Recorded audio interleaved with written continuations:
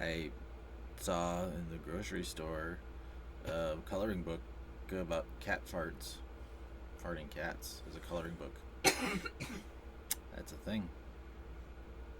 It has nothing to do with today's cassette story, really, but it's Sunday. So let's take a look at today. And this is an album I've actually mentioned on the show before because I've actually done this band before. And the big hit song on here is actually found renewed popularity thanks to Geico. They can save you 15% or more on your car insurance. So they say. I had Geico insurance for a while, actually. I didn't have any accidents while I had them, so I can't tell you how good their service is. But as somebody who, occasionally, didn't get a bill in on time, they were very understanding about that. That's all I can really say. They seem nice. Anyway, Zork. It's Ratt out of the Cellar, and you can tell we got some white lines on here, so this wasn't sold in stores like this. No, this is the Columbia Record Club, once again, is where I picked this particular Ratt album up. This is the original case, I think, too. A lot of the early 80s Columbia House cassettes had the white bars. They would later move to black bars. I mean, if you bought it in the record store, it had the black bars, or they had an album cover they could actually stretch out. This one, you couldn't really do that. It's very square. This is back when they were still producing art strictly for, records. And there was that brief period in between for cassettes for like a year, and then they had CDs, so it was back to squares again. So, Columbia House, back then also very much didn't believe in a lot of liners notes. I mean, there are some. It's hard to glare. There are words on here. Trust me. Not many though. They squeezed as much as they could in here. So yeah. And this is Tawny Katane. Remember last time I had Invasion of Your Privacy, and I thought that was Tawny Katane, and it was Marianne Graveau, who I didn't remember who she was. But yeah, this is Tawny Katane this time on the cover, and she's also on the cover of their EP, Ratt, which probably gonna get, if I keep doing this show long enough, and if I get through all 4 of my cassette cases and get to the giant tub of cassettes buried in my closet, yeah, then maybe I'll eventually get to it. Oof. That's going to take years, so let's not worry about that. This is your basic Columbia House white, white construction, and I didn't put my phone on silent. Just like the last video, there's a weird sound in it, and these things happen. 1984, Atlantic Records. So yeah, this was their breakthrough full-length album. I think Atlantic kind of helped distribute their EP the year before this came out, and it didn't have Round and Round on it. It did have The Morning After, I think. At least one of the songs on this was on the EP too.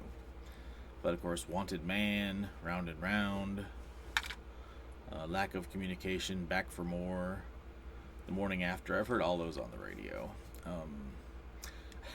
I remember getting this, and I remember thinking, ooh, I'm such a bad boy. Oh no, because the last song on this album, Scene of the Crime, they say bitch.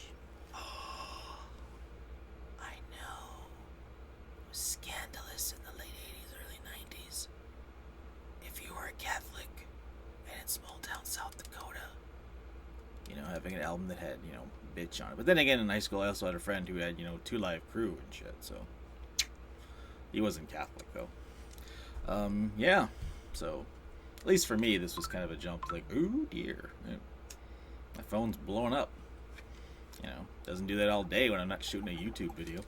Anyway, let's pull out the old Radio Shack here. My trusty friend for this segment. You want a spin-off? You're not getting a spin-off.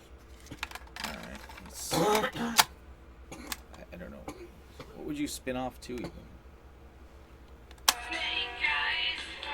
Yep, that sounds like Mr. Piercy. Hot Leather. Cold Steel. Popular topics in hard rock back then. Copyright claim in my mentions. Okay, no. So yeah, that was Ratt out of the Cellar. Don't really have any good stories about this album. Kind of like Don Henley, I didn't have a lot of good stories about that. Just that was a really good album. And while Ratt's Out of the Cellar, I wouldn't call it a critically acclaimed album. It did very well for them. It propelled them into a pretty solid career. None of their other albums lived up to this one, but this one was such a big album for them. It's just they could just kind of coast afterward. It was interesting watching them on Behind the Music when they talked about how Bo Hill produced all their records, and they all got frustrated because every record sounded like another Bo Hill record. And all I could think is, AC/DC made a pretty good career out of all the records sounding very similar, but, what do you do? Me? I'm gonna eject. My finger was in the way. I'll do that again. I'm gonna eject. I blinked again. No more caffeine.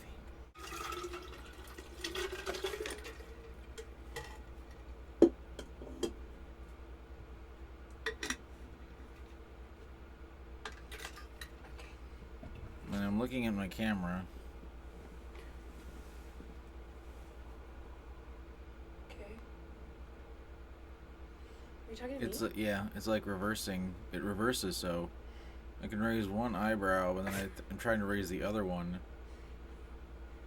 Oh my god, babe. I have to really think about which one I'm doing. I can't miss you. What? He's a child sometimes. I love it.